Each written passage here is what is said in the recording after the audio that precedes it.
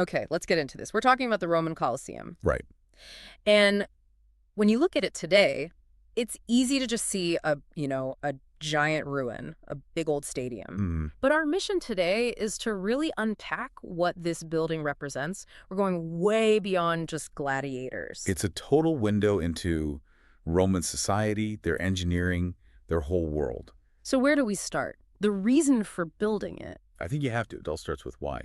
Emperor Vespasian kicked it off around 70 A.D., and the whole thing was a massive political move. A political move? Oh, yeah. It was designed as this huge gift to the Roman people, a way to get them back on side after the disastrous reign of the Emperor Nero. And the placement was part of that message, wasn't it? They didn't just build it anywhere. No, absolutely not. It was intentionally put right in the heart of Rome. On what, an empty lot? Even better. It was built on the site of a giant, private, artificial lake that belonged to Nero. Wow. So the statement was incredibly powerful. It's like saying, Nero's private luxury is gone. This land is back for you, the public. And they built it for the masses. I mean, the scale is just enormous. Over 50,000 spectators.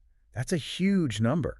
It was a demonstration of the power and the engineering muscle of the new Flavian dynasty. 50,000 people. I'm just thinking about trying to leave a modern stadium. It's a nightmare. Well, they solved that problem 2,000 years ago. That's one of the most brilliant engineering details. They designed 80 different entrances, and each one led to a network of corridors and stairs. They call them vomitoria. Vomitoria. Literally places that spit out the crowd. The whole system meant the entire Colosseum could fill up or empty in less than 15 minutes. That's amazing. Okay, let's talk about the engineering genius of the walls themselves. They didn't have steel. They didn't have modern cranes. How did this thing not just collapse? They used a really smart combination of materials. The main structure, those big heavy blocks you see on the outside, that's travertine limestone. And just getting that stone there must have been a huge job. It was staggering. We're talking over 100,000 cubic yards of it, all transported from a quarry nearby. They had to build a special road just to haul the blocks into the city. And that took, what, a few months? Almost 10 years, with thousands of skilled workers. The sheer scale of the labor is, it's hard to get your head around. So these huge travertine blocks, how did they stick them together without, modern cement? That's the key. They didn't use mortar. They were held together by tens of thousands of heavy iron clamps. Iron clamps. Yeah. And to make sure they were secure, they poured molten lead around the clamps to seal them into the stone. But wouldn't the iron just rust over time and, break everything apart? That's a great question. The lead seal definitely helped, but the real genius of not using mortar was flexibility. Flexibility, yeah. Rome gets earthquakes. Without rigid mortar, the structure had a little bit of give. It could shift and settle during a tremor instead of just cracking and falling down. So they were planning for earthquakes from the very beginning. That's incredible. It is. So, besides the stone and iron, their other secret weapon was concrete. Right. They used it for the massive foundations, which had to be huge to stabilize the building over that old lake bed, and for the vaulted ceilings that held up the seats. Concrete was strong, and you could mold it into all those curves. And speaking of curves, the single most important shape they used was the arch. Absolutely. The arch defines Roman architecture. Why was it so important here? Because it's the perfect shape for handling weight. When you press down on an arch, the force doesn't go straight down, it gets redirected out and down the sides to the supports. I see. So by repeating that arch 80 times on 3 different levels, they could support all the stone and all the people without needing massive solid walls that made the whole thing look lighter. And it wasn't just functional, was it? The exterior was a work of art. 4 distinct levels. Exactly. It tells a story. The bottom 3 levels all have 80 arches, which gives the building this amazing rhythm. And the columns they use tell the story of classical architecture. Okay, so walk me through it from the ground up. Level 1, the ground floor, has these simple, sturdy Doric-style columns. Very strong, very grounded, like a tree trunk holding everything up. And then level 2. You move up to the Ionic style, it's a bit more decorative, with those scroll shapes at the top. And what's really cool is that inside the arches on this level and the one above, they place statues of gods and heroes. So it was also an art gallery. In a way, yeah. Yeah. Then the third level is the most ornate.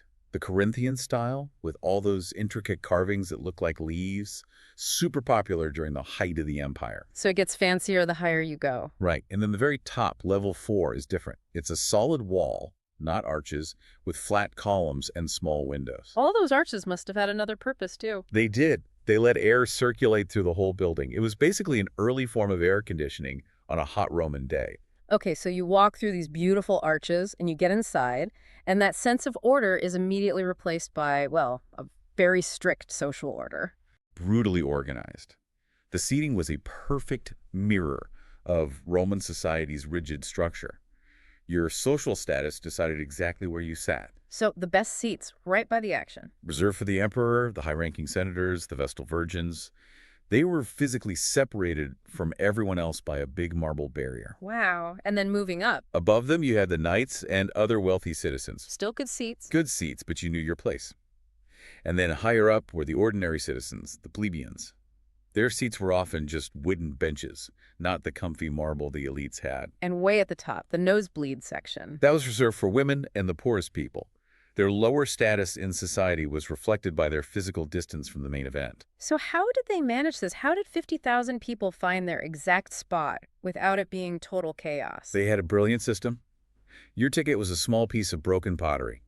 A shard. A pottery shard. Yep. And it was marked with a specific entrance number, a section, and a row. It wasn't just about finding your seat efficiently. It made sure that the different social classes didn't even mix on their way in. That is an incredible level of social control built right into the architecture. It really is. Okay, let's go backstage. The floor of the arena itself, the word arena, comes from the Latin word harina, right? Which means sand. It does. Yeah. Because the wooden floor was covered in a thick layer of sand to soak up all the blood. Grim. Very. But underneath that sand was the truly amazing part, the hypogeum. The hypogeum. It was this complex, two-level network of tunnels and rooms built later by Emperor Domitian. It was the ultimate backstage. This is where the gladiators waited. Gladiators, and even more dramatically, the animals that were kept in cages right under the feet of the audience. Which means they could make a dramatic entrance. Exactly. They had this incredible system of pulleys and elevators and trapdoors, so stagehands could suddenly lift scenery, trees, or a cage with a lion in it right up onto the arena floor. Imagine watching that. One minute it's just sand, the next, a forest with a bear in it appears from below. It was pure theater, a total surprise, designed to make the violence even more spectacular. And all of this spectacle happened under the hot Italian sun. How did they keep 50,000 people from roasting? Ah, the Valerium. This was a massive retractable canvas awning, a giant sunshade that covered most of the seats. And who operated this giant thing? This is where you see just how much the Romans cared about public comfort. It wasn't operated by regular laborers. No. No, it was operated by a special detachment of sailors from the Roman Navy. Sailors. In the middle of Rome. They were the experts in ropes, sails, and rigging. They used 240 wooden masts around the top of the Colosseum to pull these massive canvas sheets. It took incredible coordination.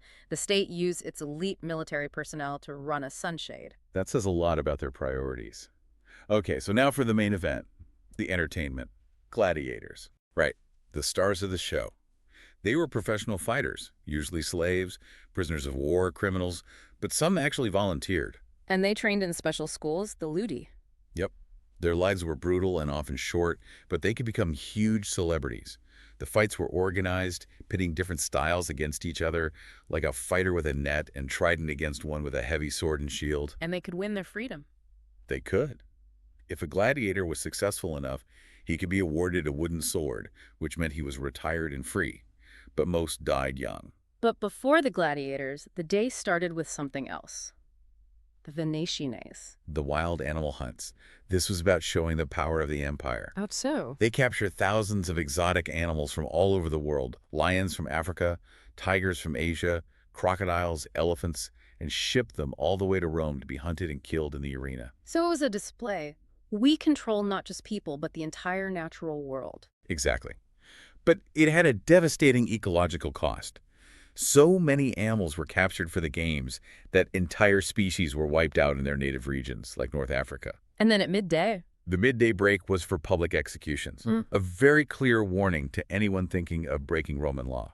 This is where criminals, enemies of the state, and early Christians were killed. Yes, sometimes in very theatrical ways. Yeah. They would even stage plays where the story ended with the main actor being actually killed for real, just for the sake of realism. It's so hard to imagine that contrast between their engineering genius, the concrete, the cooling system, and this brutality. But that was Rome.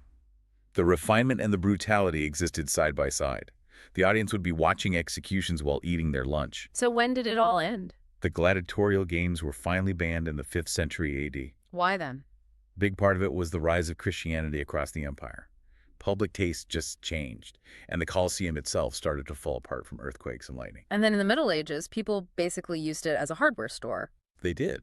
They stripped off all the expensive marble, and crucially, they dug out all those iron clamps we talked about to use in other buildings. That's why you see all those holes in the walls today. It was a fortress, a cemetery, even housing at one point. Before the Catholic Church finally stepped in during the 18th century and protected it as a sacred site.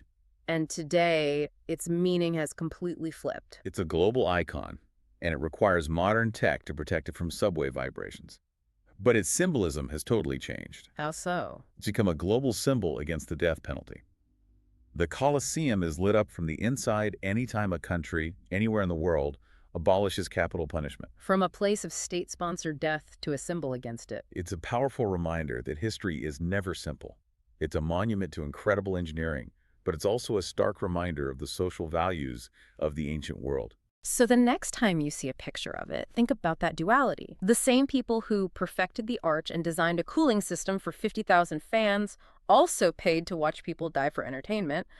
That contradiction is what makes Rome so endlessly fascinating. Good luck with your studies.